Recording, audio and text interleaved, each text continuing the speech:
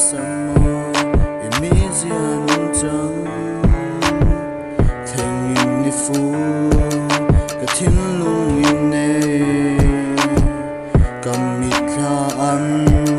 ít chăm lên tree lại cũng khát cái sao trong lại cả tôn kia ra bụi tê mít kha ăn nên lâu chăng cái em để ta ăn đâu dùng tay ca em linh về trong cái sự vẽ trong đời tê in vàng in nghe lung lung trong sân ta chụp vàng những tổ nan yang in em trong ta xoay người lại tự doan em do ăn cả từng tiếng ngày em chơi để doan rồi thì lên căn đây nó về bụi tê rồi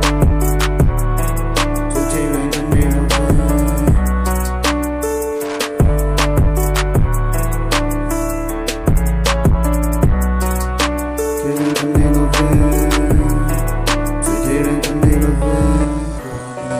lâu đi tleitir pianthiam người mồi ba samo Mizo chẳng thành in đi phu cả thiên lung in nè cầm mít kha ăn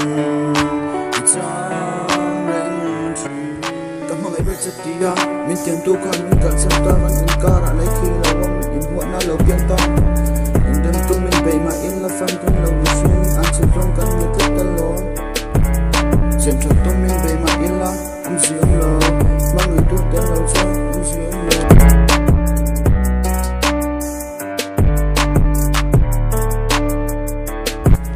sinh tình trong các thôn người chân cả xin lên luôn qua tu na dùng tiếng lại nổiขึ้นluôn tiếp tuôn trong gió ta